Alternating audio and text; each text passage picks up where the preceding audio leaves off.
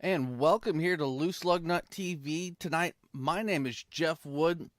I'm here with my usual co host, Ronald.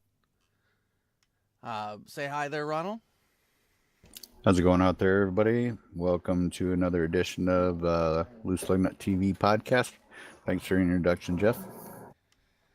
Yeah, man, we've had an exciting week nonetheless. We'll get all into that, but if this is your first time tuning in to Loose Lug Nut TV, uh, go ahead and tell fans out there, the viewers, what Loose Lug Nuts is all about, Ron. Loose Lug Nuts was created almost 5 years ago by John Hedrick. He also has multiple other things that he has going on. He's created a Facebook page, The Paint Shop, and he does over the top paints and designs. Not directly part of Loose Lug Nuts, but over the top paints and designs is one of our series sponsor. That's our Saturday night sponsor. On Thursday nights, we've got the Pad Truck Series where we run the NASCAR trucks, the Craftsman truck, or not Craftsman, I'm sorry, the Camping World trucks. And on Sunday night, we have the Top Shelf Auto Detailing Cup Series where we race the Monster Energy Cups cars. Yeah, and it's a full schedule here at Loose Lug Nuts. Along with Lugnut TV, Ron himself just absolutely swamped this week. And we're going to just talk a little bit about that before we bring in our first guest. But what a week, man. Just 3 nights of racing, 2 nights of double rooms. Let's give the fans an idea of how hectic of a week we started with Thursday. So Thursday night began, and I believe it was around, let's just say it was right around 7:15. I was like, wow, we might fill the room up. This is going to be pretty crazy. A regular season race, granted it was Daytona, but we're going to fill an entire room, 43 drivers. I mean, that's the stuff that owners, admins, they kind of dream about. That, that's what they want. Now, of course, you want 43 good drivers, but still, regardless, getting 43 drivers. So I was pretty excited, and then all of a sudden we started getting messages and private messages and Facebook posts and TeamSpeak. Hey guys, I can't get in. The room's full. And these are regular season drivers from last year, some new drivers. But now all of a sudden we're like, uh oh, now what do we do? Yeah, and so that compounded Thursday, even though it was a semi good race, 8 cautions. Ben Peterson in the 016 won that. I don't have a picture of him, but I'll go ahead and throw up our sponsor here for Thursdays, and that is PAD, People Against Distracted Driving. Check them out uh, on their Facebook page and on their website. Uh, Beyond that, we'll now roll into Saturday, and the Bix for this weekend at least was to open up a second room, and in that self, it makes a different thing. So Saturday's our Xfinity series, and we're opening up in a second room. So who do you put in there? Who do you take out? It's a hard thing to do, and the admins did the best job they could. And Ron, tell us how that second room went. Well, so again, you don't know who's going to show up. You now, because of Thursday night, we're thinking, okay, well, there is a possibility that we could fill. So, like you said, we set up a second room just in case. And about, I don't know, 7, 8 minutes in, we were full. That was it. We topped the first room, and I was a little bit relieved, but at the same time I was a little bit scared because I was like, okay, now what are we going to do? Because we usually have two rooms or two admins in one room, and now one of us is going to have to go to the other room. We can't just send them off and say, hey guys, go have a great race. You're not going to have an admin, and if there's any major issues, just deal with it. So We took a look at the field. We took the majority of the newer drivers and sent them over to the second room. I dropped out of the broadcasted race, went over there, and we put on a pretty good race over there. It was pretty good racing. Some of the newer guys, there's some difficulties, but again, it's plate track racing, so it's really hard to judge based off that.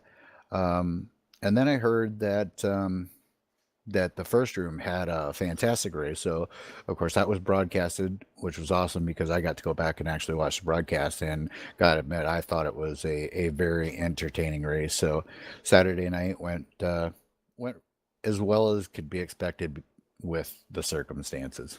Yeah, we're sitting here now looking at a picture of our top three, and that winner from the second room in the Xfinity Series was Dorsett. Uh, he had a great race. I know it was a little bit more heavier cautioned, but in retrospect, you turn that around from the broadcasted room of Sunday, starting 20 minutes before the second room, and we were done at the same time. Yeah, it's kind of weird how it worked out.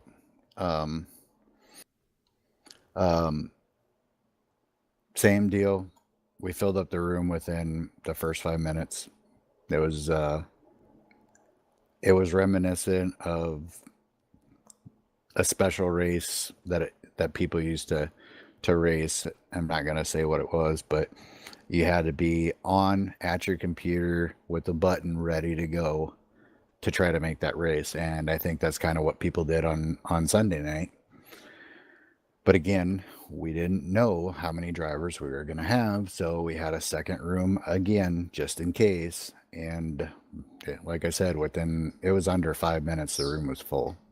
Yeah, So, averaging well, around 55 drivers per series, just a rough number at the top of my head, is quite amazing. And the quick fix is what it was, and it is.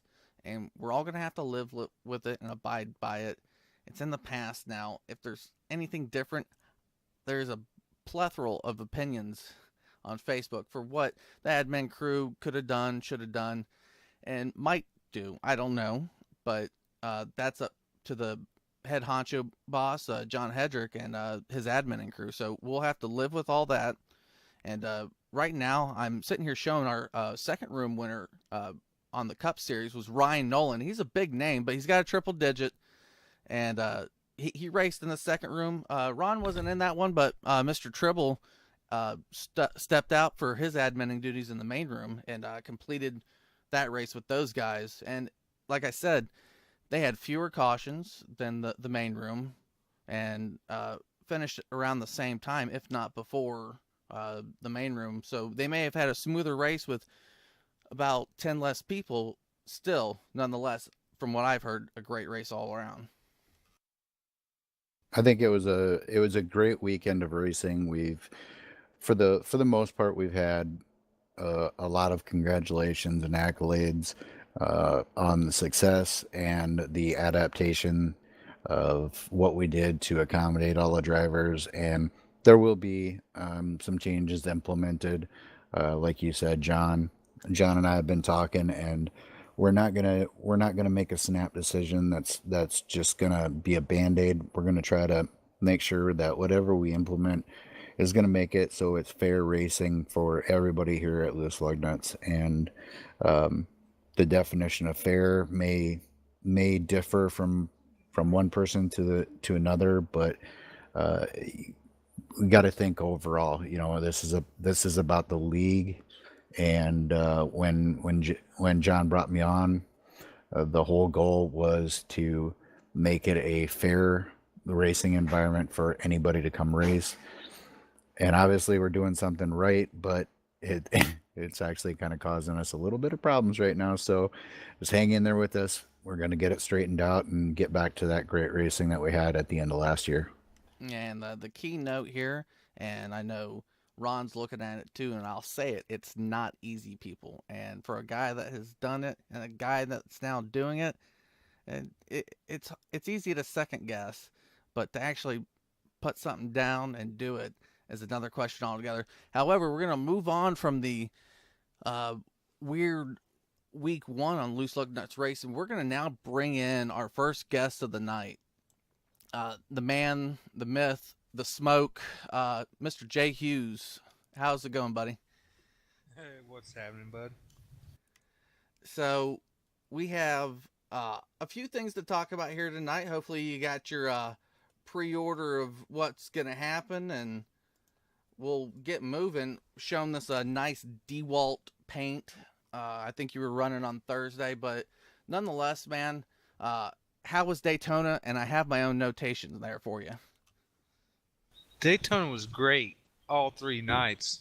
I had a lot of fun, but if you're talking about last night, it kind of sucked. You know, a couple cars tangled up, went to the infield, came back into the track, and I didn't even know they were coming until it was too late.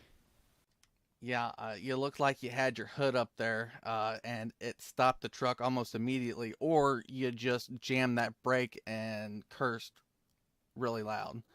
So, not to interrupt, but for those of you out there listening, if you want to see what we're talking about, this was actually in the broadcasted race, and Michael D'Amico was running the cameras last night, I believe, and he did a great job of going into slow motion as those cars hit Mister J. Hughes, and as his car was twisting and turning, we did get a great shot of the engine. So if you ever wondered what's under the hood of these cars, go check out that broadcast, and you'll get to see what's under the hood of these cars. Up close view, real. Yeah, and it that ended your night on Sunday. You were running strong. I think I saw you up towards the top in the front. No one patched past Mitch, so uh, you got up there somewhat, and then struggled to fall back. How'd you do in your duel or heat race? See, we started out the night good because as soon as we got into the dual race, I made it past a beginning incident, and I do believe I finished fifth in that. So I went into the 500 thinking I have a decent car, and it was decent. Again, I ran fifth until a pit stop. I totally missed my pit, so I had to drive through, and on exit of missing my pit, I collected somebody and made sure he was sitting in his pit the wrong way, Yeah, and it just went downhill from there. I definitely saw that. I think Wes just said, "I'm just going to go with smoke at this time," and kept on puttering by himself, or was laughing at what you did. So, nonetheless, he missed his pit stop. You ended up hooked up, and it got you probably in the wrong position to be in that way for that wreck. But we're going to move on, and you know, people are like, Uh, "Who's bef- smoke?"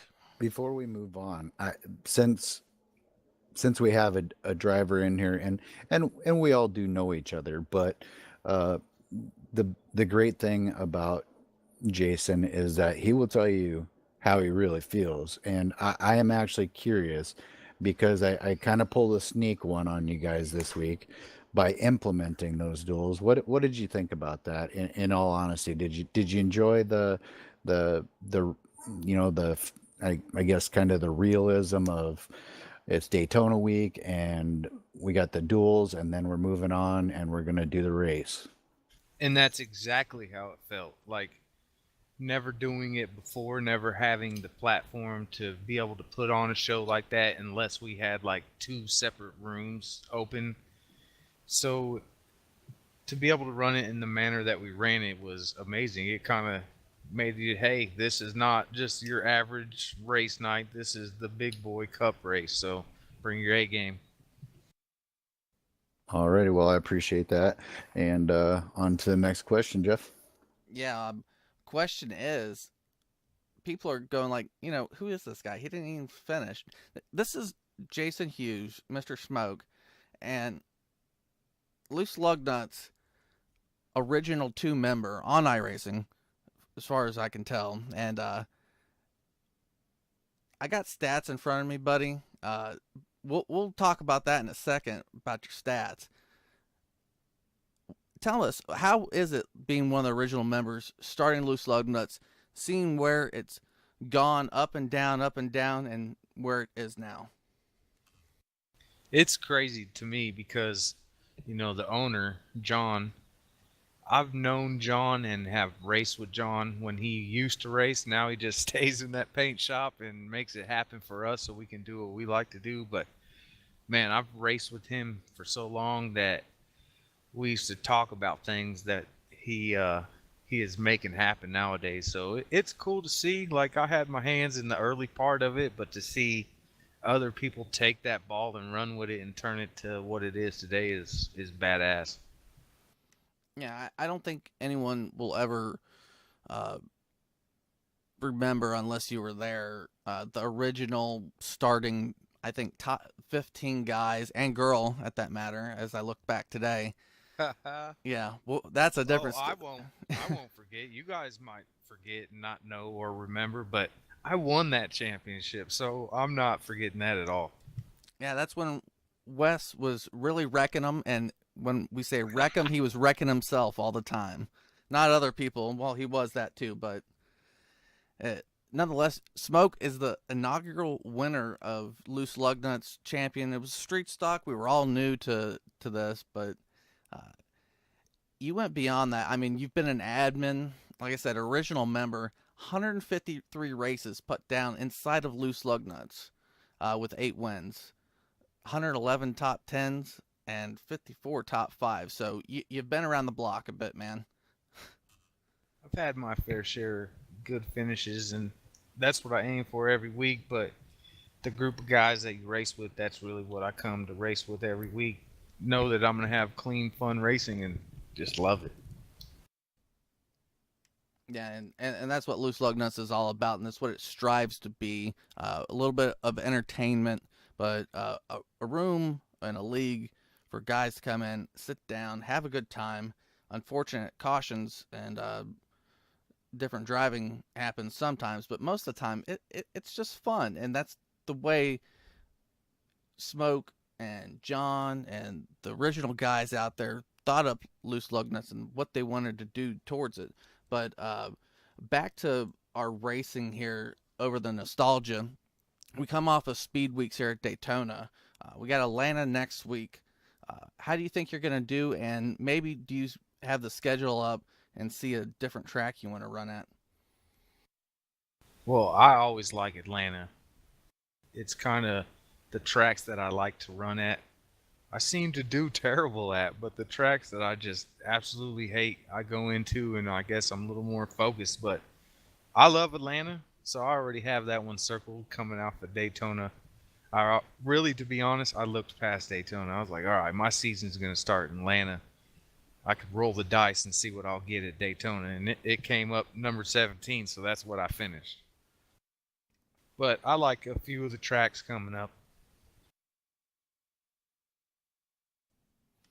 All right. So I have this little bit of an idea rolling from nostalgia to racing back to nostalgia. Uh, we're up on 5 years in Loose Lug Nuts. Uh, you think we should start recognizing some of the guys and maybe put up a potential Hall of Fame of Loose Lug Nuts? Man, wouldn't that be something?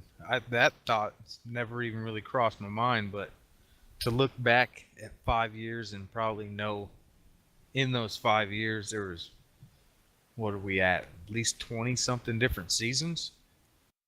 Yeah, something Yeah, like I'm that. pretty sure I've been through between Dan, Lisa, and the seasons that I've reviewed in, just the iRacing, the ones that were never input into Dan, Lisa that we just ran iRacing points.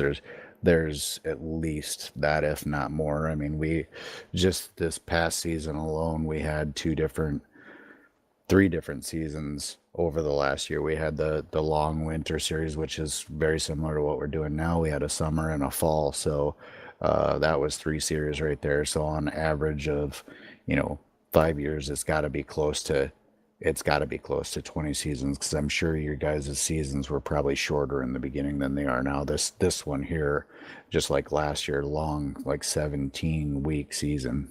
Yeah, definitely. We ran, 5 to 6 week seasons to ensure that we were going in the direction we wanted to. So to have the seasons that we have now. Definitely the better route. I love them. So my question is not really a question, more of a comment. Uh, Great to see you back. I know you took a small break. Not sure, probably for personal reasons, but uh, so glad to see you back in racing and hoping that you're having fun doing it. Sounded like in the beginning of the interview, you're pretty pumped up about Daytona, even though you did have a bad night. But glad to see you back, and hope you have a great season this season. I appreciate that, man. Sometimes I have to step aside and just remember why I race, and I race to have fun with it, and not alone just that, but the technical side. It's they say you really ain't racing. Well, I sure am really paying a lot of money to race, so I am racing. You know what I mean? So keeping my equipment up to date sometimes is tough, but find ways to get past that, and I'm back. Yeah, and that's the real thing out there, and everyone knows uh, breaks are needed, especially when you're feeling sluggish and down about uh, the race room or whatever it may be. You got to step back, take a different perspective sometimes, or just a break. Breaks are needed. But Smoke, before we let you go here tonight, give us something to look forward to for next week. What's your look at Atlanta? Where are you going to finish? I'm gonna win all three. Just saying. I don't know what to That's do with my hands. confidence. Love the attitude. I Love don't the know what to attitude. do with my hands. Before we do let you go, uh, being that you are one of the original members, uh, give you a couple minutes.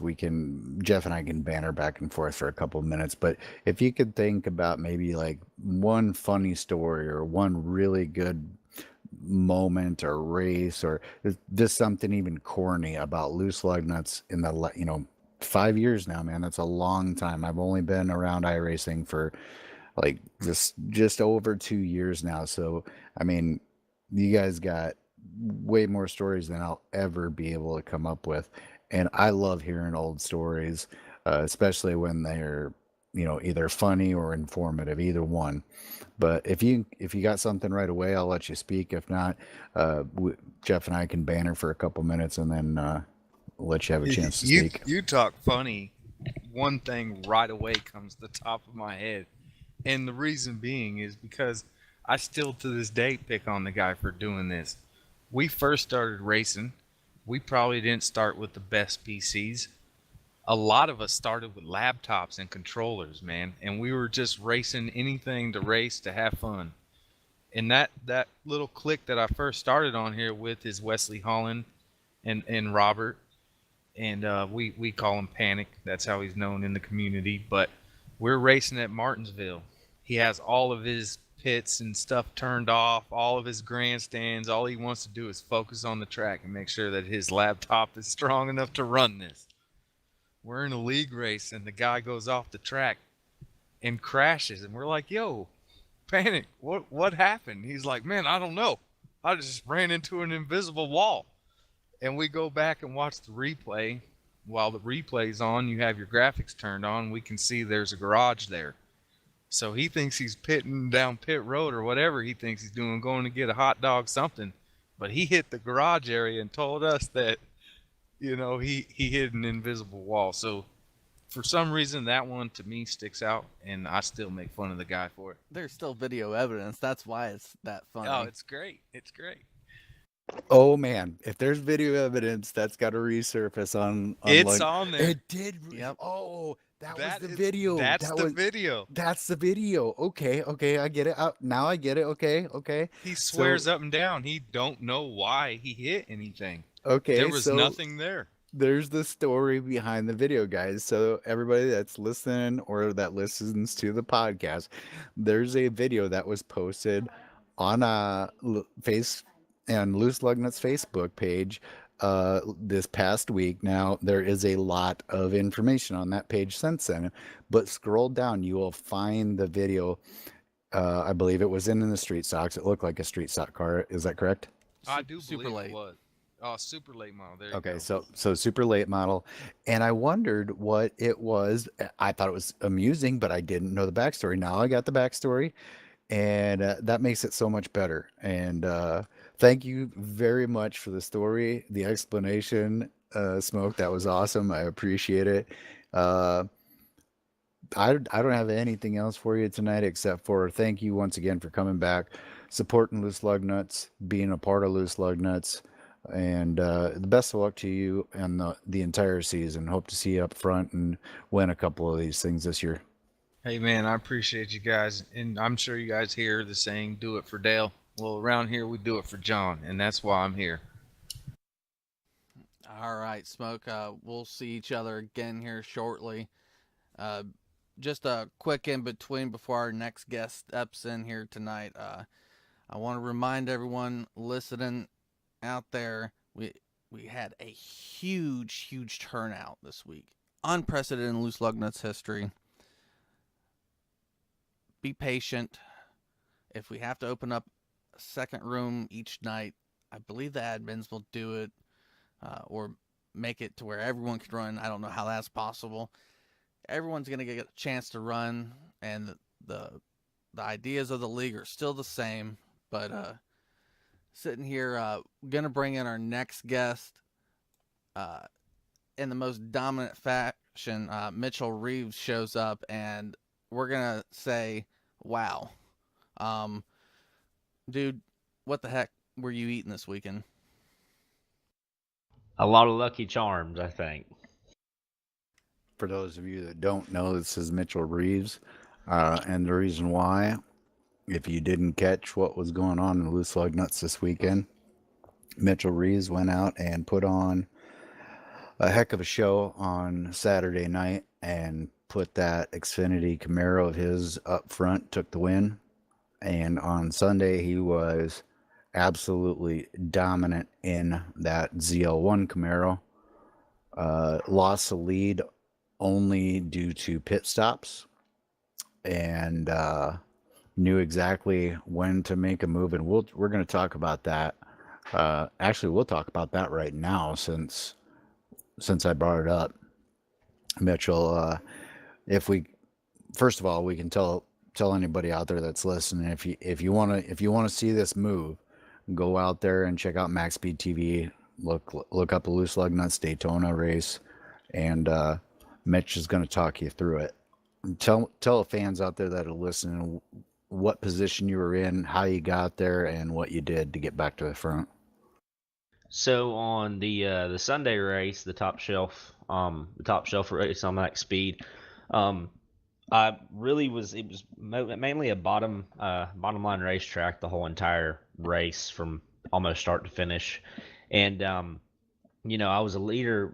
I was thankful to be the leader majority of it because I really had a lot of time to look in the mirror and see what the outside was doing. Well, one of the cautions felt a little awkward, and everybody pitted, but two guys were able to stay out, and it put me in third spot. So um, when you're a leader and you've led and I was up in front that amount of time, and I saw how quickly you lost all your chances to make ground, I figured it would be a good chance to go ahead and take that shot. So when we got going, I realized that Wesley Holland and Mark Jackson were the first two guys in the outside lane, and I've raced many of races with them, and I knew those guys are going to be um, very smart and strategical on how they push because they knew that they had to work together. Well, uh, as soon as we got going, I pushed the 13 as hard as I could on the restart, and about a lap in, I finally was able to get clear,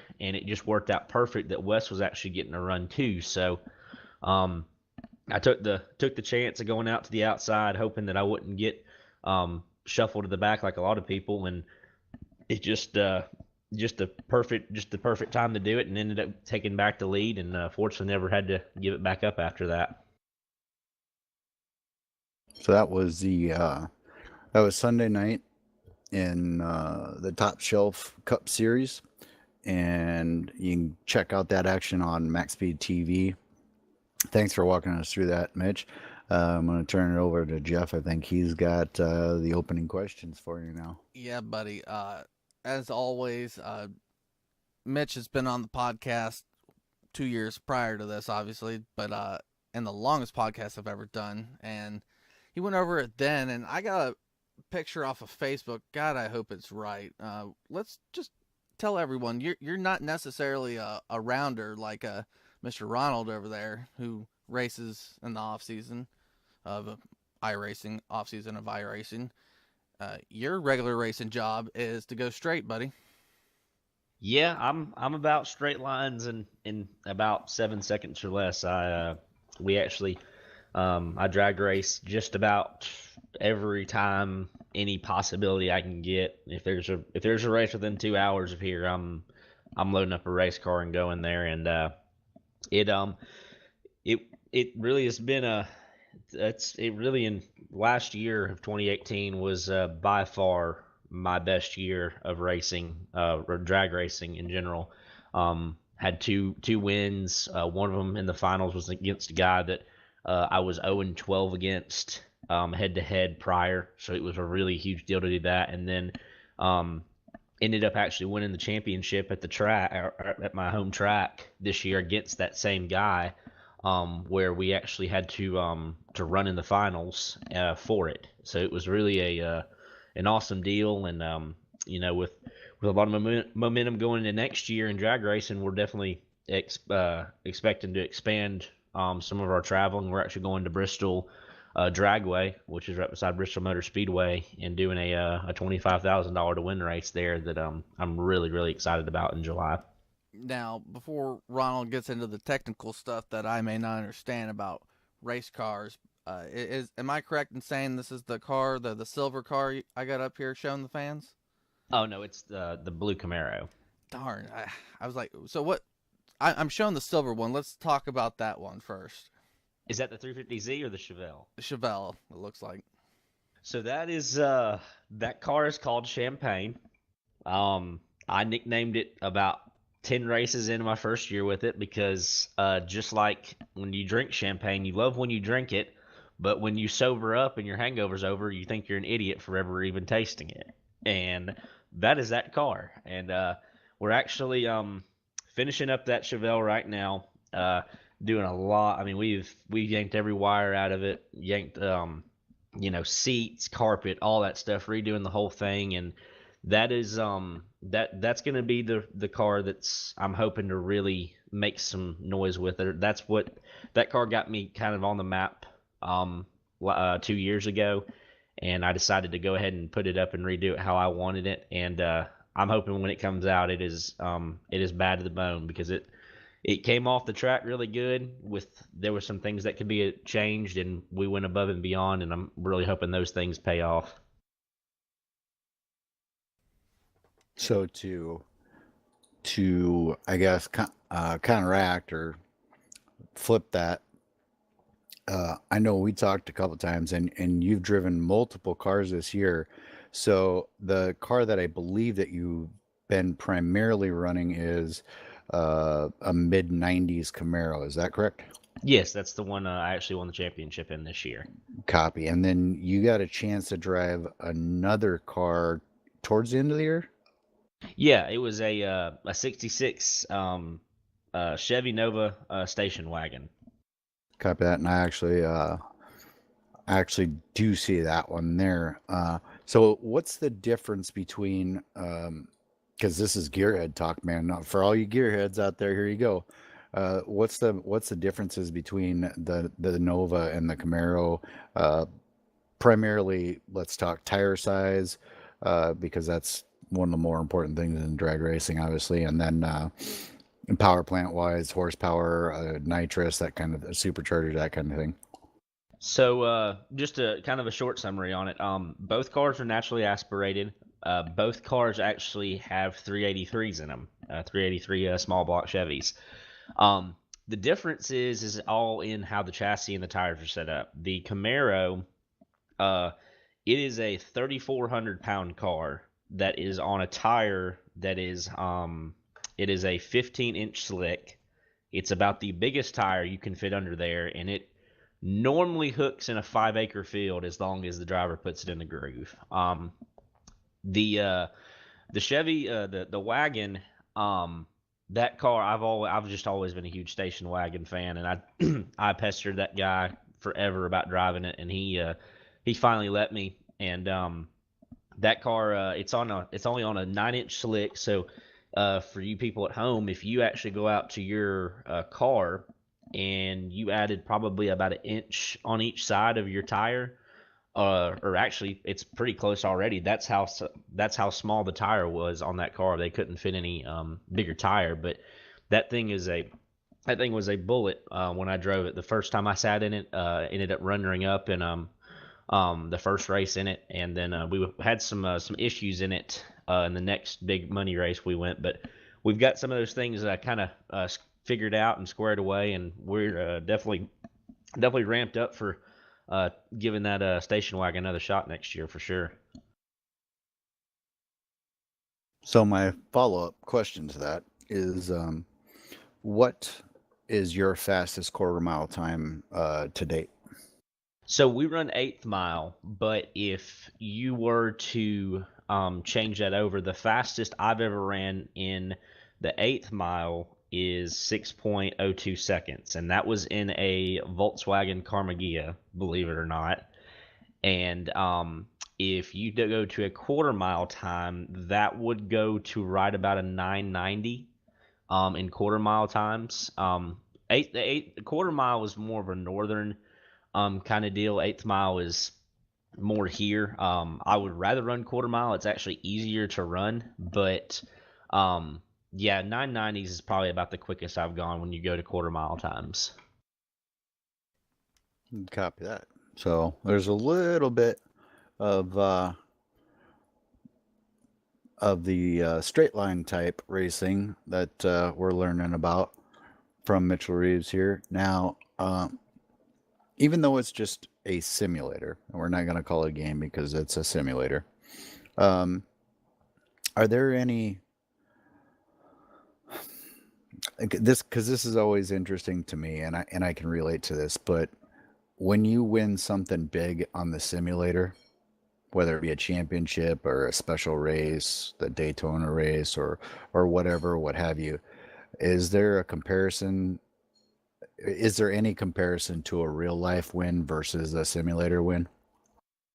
Well, if it's funny you asked that, because if you would have asked me before um, this weekend, I normally have never gotten really pumped up about a win. There's been a few times that I've definitely gotten really excited, but um, winning the Xfinity race, you would have thought I just won a drag race. It was because there was that race that the Xfinity race was I mean, that was an amazing race. It had everything from the big one to green flag pit stops and all that, and ended up getting around the big one there with like 10 to go, and I'm sitting in the lead with a damaged race car, just praying to the caution gods that something good would happen, and fortunately it did. And I was screaming.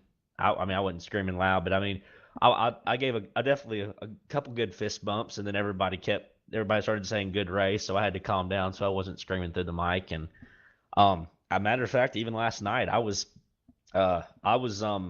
puckered up until about we passed the entrance of pit road, when I knew that the 100 max winner wasn't going to be able to get by me. I was pretty pumped for that one too. It was definitely cool to come back at the start of the year and knock off 2 wins for the weekend for sure. You can copy that. And the reason why I threw that out to you is because you do race in real life, and you do know that thrill of winning. Now, I know the thrill of winning in both too. I've won a couple of big events, and I feel that there are some similarities, but I feel like in real life, I think maybe the work that you have to put into it makes it that much sweeter. Not that it makes it any more or less desirable, but I think it makes it just a little bit sweeter in real life than. And I just kind of wanted to see how you felt about it.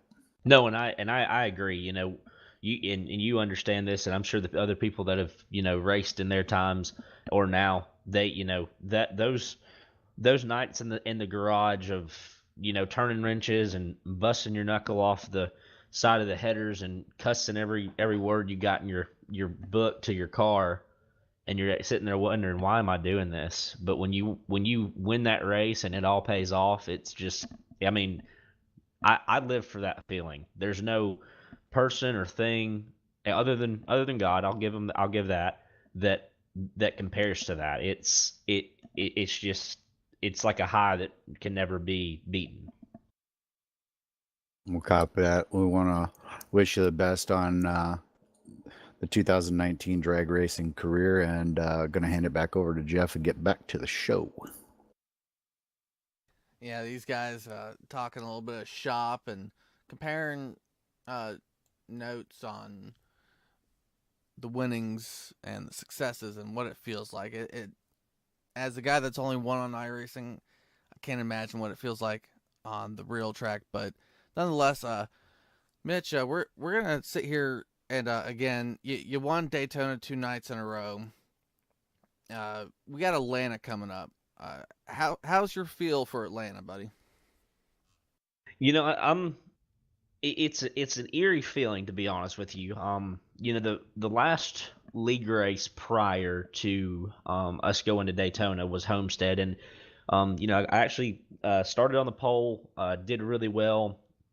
Me and actually a very known guy, Devin Armstrong, were running for the lead, and we got into each other a little bit and ended up spinning out. But what was such a I guess humbling was that I got caught in the back of the pack, and those guys were tough. I mean, it was tough to get through there, and I don't really have a feel yet for Atlanta, because I feel like that's when the season's really going to start, and there's a lot of guys in here, like I said last night, that I've got my eye on. There's not just one or two. There's about 7 or 8, and I really am interested to see how, number one, what the track conditions are, but just how the racing is. Right now my biggest goal this year going in is just to keep gaining confidence back where I used to be when I was running every weekend. So it's going to be an interesting week for sure. Yeah, you got huge momentum going in. At least you have that running for you. So I've seen you in Atlanta before. You're pretty good. There's a lot of guys though in the league still that ran this past weekend, and they're Atlanta guys too. Quick look at the schedule now. We got it up. Outside of Atlanta, are you looking for Texas, or do you want a bigger track like Auto Club or Pocono, something like that?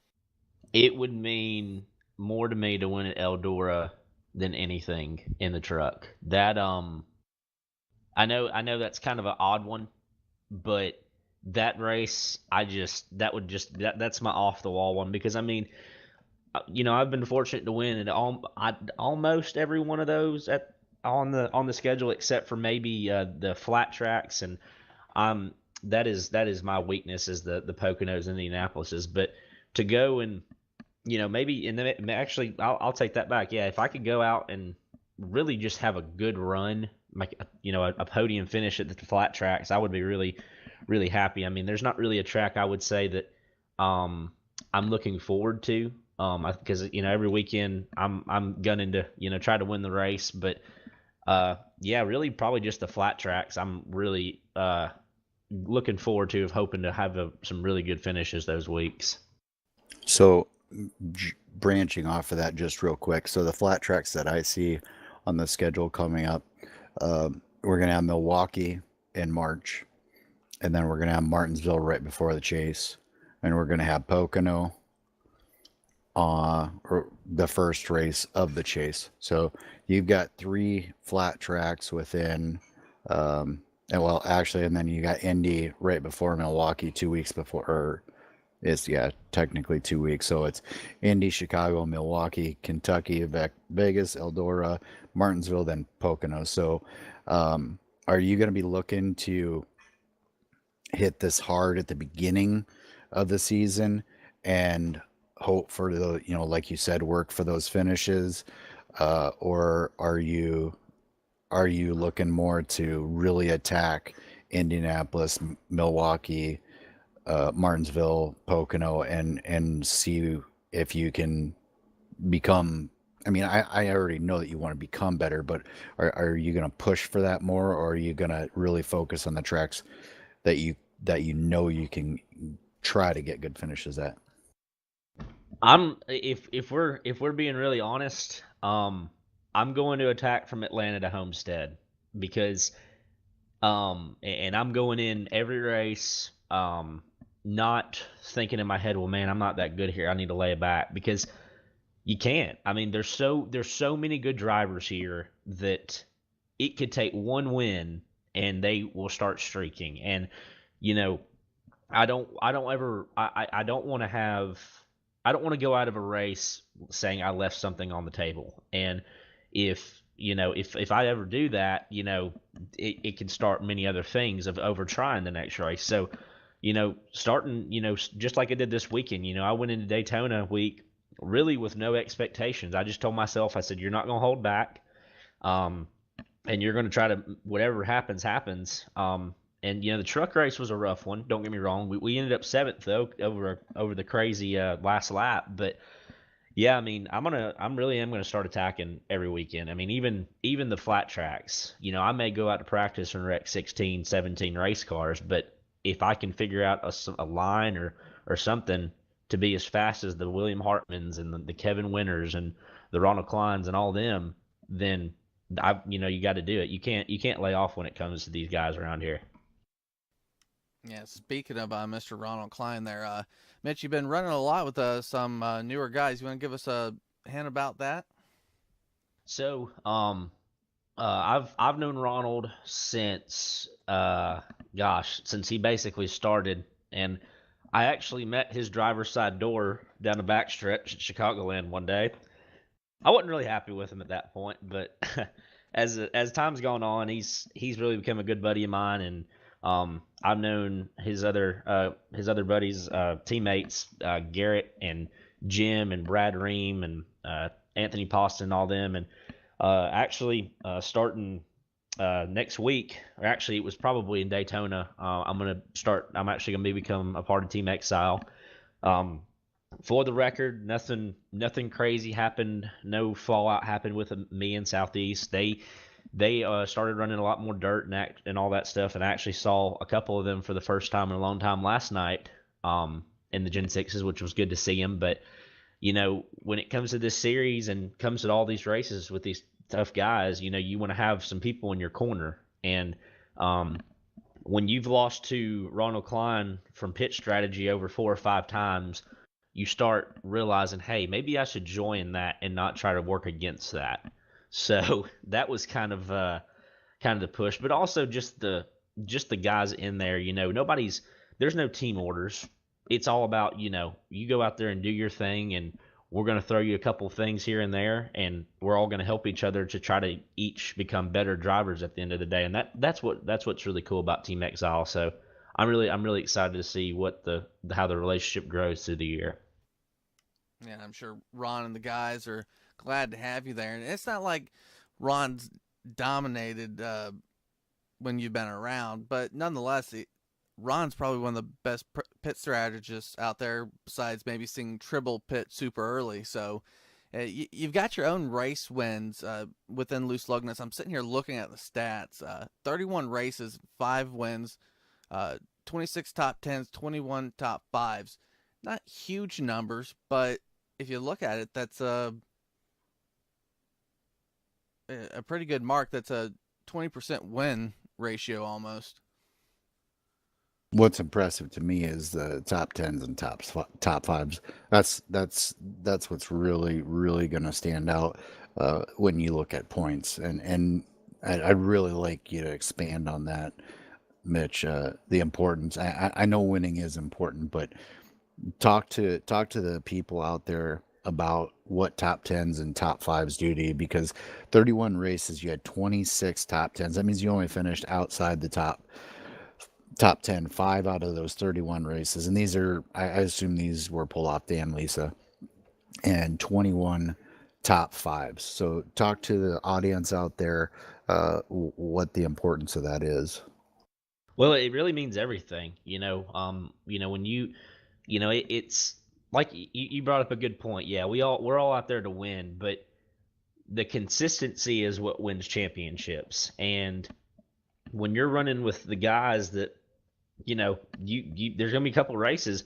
Although I did say, yeah, I'm gonna try to basically win every race. That's not gonna happen. There's guys that are way faster than me in here, and I'm very content with that. And I just have to get quicker. But you know, if you can't win it, you still need to make the best of it. And that's kind of how I look at it.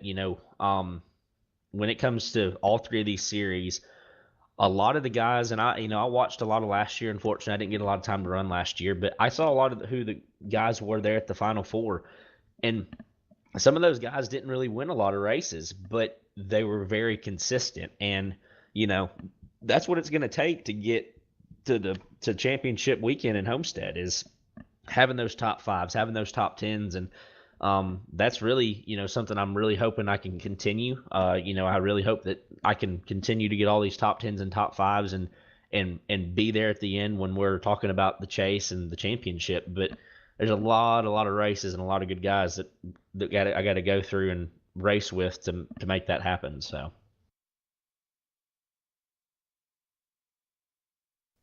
Yeah, wins, top fives, top tens. You've done it inside the loose lug nuts, that's for sure. Shown consistency when you've been here. Uh, we're gonna have some final thoughts between the two of us here. Mitch, you won Daytona. You're looking to do well at Atlanta. Um, I just can't believe successful weekend with all the stuff going on out there. Uh, Two rooms, broadcasted nights, all around great racing from the guys, new guys included. We saw some great new guys, some bad, but mostly great new guys. A lot of people to run around. The four cars back himself. It's going to be interesting to see what you do next weekend, buddy. And Ron, you got any other thoughts? Nope. Just like to say, welcome, Mitchell Reeves. It was completely unexpected. For those of you out there that may be thinking that I went chasing after Mitchell, that was actually not the case, which is very surprising to me because Mitch had run with us just randomly, running with us in TeamSpeak, and he's right. We whispered to each other, and we didn't give him the full strategy sometimes. But as You teased me. the more that he the more that he ran with us, the more we fed him, and he kind of started becoming kind of like a satellite teammate. And then he actually talked to me at the beginning of the season and said, "Hey, I'm not sure if you're down for this or not, but what would you think if I came over?" And I was blown away that for a driver of Mitchell's caliber to come up to a team and say, "Hey, I really like what you guys are doing, and I might not fit here, so I'd like to run with you guys." It's an honor. I really appreciate it. Means the world to have another great teammate with the same mentality that we have, and can't be happier. So thanks, Mitchell, and best of luck to you on this season. Thanks, guys. And one thing before I go, definitely want to give a huge shout out to John Hedrick. Um, John has turned John and you, Ron, and Brian, and everybody else involved. It has been amazing to see the amount of in just outpouring of people that have came. It's caused a little bit of chaos, but this is a league that 2 years ago we were getting 8 cars, 9 cars, and late models. We're having 70 different people run 3 races through 3 days. That's just insane to me, and it's all because of all the guys that's making it happen. So huge shout out to all you guys that's made this league into something that's starting to become a premier thing, and I think it's going to be awesome to see how it blooms over the year for sure. We greatly appreciate that, Mitch, and I can't accept it on behalf of John, but when he hears this, I'm sure he'll have the same gratitude. So thank you for the kind words. Thanks, guys. All right, Mitch, we'll see you shortly. We're going to go ahead and wrap it up here this evening. First off, we're going to start off by showing what's coming up here in the future at Loose Lug Nuts Racing. We got our TNT Pad Series. We're all at Atlanta, so don't worry about that. TNT Pad trucks on Thursday nights. Xfinity Over the Top Design Series on Saturday nights. Both of them broadcasted by ASN. Those links will be in the description for our past races. And Sunday nights, Top Shelf Cup Series on Max Speed TV. Again, I will link that race in the description. Ron, looking ahead to Atlanta this week. Another busy week for the admin and crew, but it's going to be fun. Absolutely. This is when the real racing starts. I think a good majority of the drivers wanted to get out of Daytona. Just kind of, some of them might have been excited, but I don't really think there was that many that were excited. And I won't mention any names, but I do know a specific person that truly enjoyed racing super speedways in the past, and he actually commented that he was like, if I didn't see a super speedway on the schedule, it really wouldn't hurt my feelings. So I think that especially over here at Loose Lug Nuts, we tend to focus more on the technical tracks, and we had a good week at Daytona though, which I'm very, very proud of, and we're very fortunate that we had the week that we did. Not just the turnout, but the racing itself. You're going to have cautions at plate tracks. People are bound to make mistakes, especially when you're running simulated 200 and some miles per hour and you're white knuckling it lap after lap. It just takes one little mistake. So I thought this week was great. I think the real racing starts this week with Atlanta, and it's going to be great to watch. It's going to be great to be part of, and can't wait. Yeah, and ending Daytona into Atlanta. Daytona with its challenges. Atlanta, all new challenges coming up for Loose Lug Nuts. Of getting off at turn 2 and 4, finding that pit road speed at Atlanta and getting down onto the pit road. It's going to be exciting to see, but, thank you to all our drivers, that being Jason Hughes, Mr. Smoke, and Mitchell Reeves, coming out here tonight and talking and letting people know what's going on in their lives and on their iRacing. So we thank all y'all. Thank you to the fans that can tune in and enjoy a good talk. We'll see everyone next time. Before you sign off, I want to give a quick shout out to all of the drivers at Loose Lug Nuts. Again, the league is what it is because if you guys keep doing what you're doing, we'll keep doing what we're doing. We're gonna straighten everything out to where everything transitions smoothly, get it down to the correct amount of drivers where we need them, no matter what it is, we'll make it right. And thanks to you, Jeff, for broadcasting. All you guys don't forget to go check out this past weekend. All the races were broadcasted. You can check it out on ASN for the trucks, ASN for the Over the Top Paints and Designs series, and the Top Shelf on Max Speed TV. Jeff Wood was the broadcaster in all three of them. Go check those out. Give it a like, subscribe, and we'll see you next time. Thanks, Jeff. All right, guys. Good night.